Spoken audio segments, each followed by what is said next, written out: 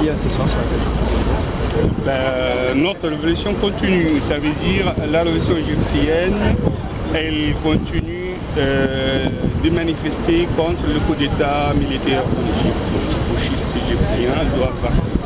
Qu'est-ce qui a changé entre Al-Sisi et Moubarak? Al-Sisi, c'est le fils adoptif de Moubarak. C'est la même chose, c'est la même méthode, mais encore pire encore, parce que Moubarak, à l'époque, elle était un peu timide de massacrer les gens carrément comme ça, mais maintenant, ici, c'est l'effet, son hésitation. C'est vidéo d'amis? Oui. Qu'est-ce qui a changé entre le coup d'État, juillet 2013, disons, et aujourd'hui? Est-ce qu'il y a eu un changement progressif? Le changement, c'est pour les pires. L'Égypte, maintenant, elle souffre économiquement et politiquement et démocratiquement. L'Égypte, maintenant, dans un bouchon politique, on ne peut pas avancer parce que les militaires ont mis beaucoup d'obstacles pour freiner le train, la locomotive de démocratie en Égypte. Qu'est-ce que vous pensez de la vente de 24 Rafale par le gouvernement français à l'Égypte? Ça, c'est des arnaques. D'abord, pour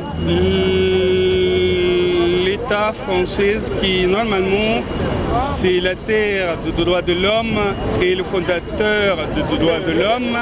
Il fait un scandale économique pour juste de profits économiques en oubliant qu'il a fait une vente avec un général qui n'était jamais démocratique. Il a massacré 7000 ans dans une seule journée et je suis sûr et certain le Rafale ne va pas être utilisé en Égypte que pour tuer les citoyens égyptiens parce que normalement maintenant l'armée égyptienne elle devient une armée alliée avec Israël et avec l'Amérique. Dans ce cas-là, elle va utiliser les appareils pour tuer les citoyens égyptiens.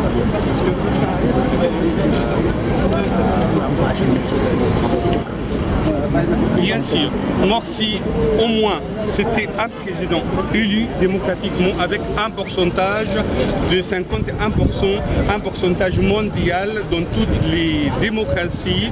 Et c'était un président civil, c'était un académicien, un grand professeur, un homme juste et modeste.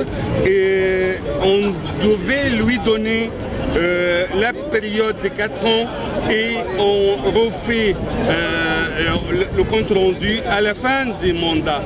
Mais les militaires, ils étaient sûrs qu'il va réussir et il va être réélu.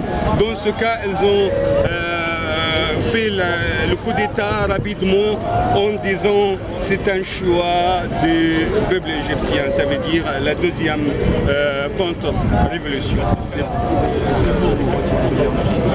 Non, je suis interdit de retourner en Égypte depuis 2003 parce que le régime de Moubarak, il m'a fait sur la liste d'attente à l'aéroport parce que je commençais à critiquer le régime depuis plus de 15 ans.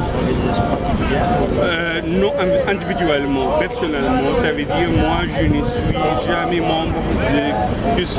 Moi je manifeste à mon nom propre comme un citoyen égyptien simplement. Juste une dernière question par rapport à l'association.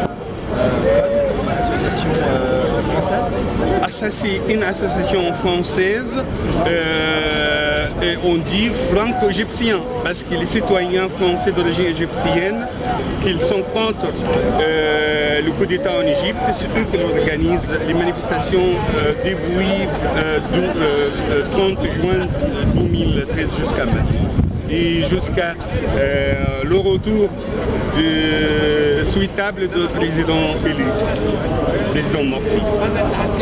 Je vous en prie, bon courage.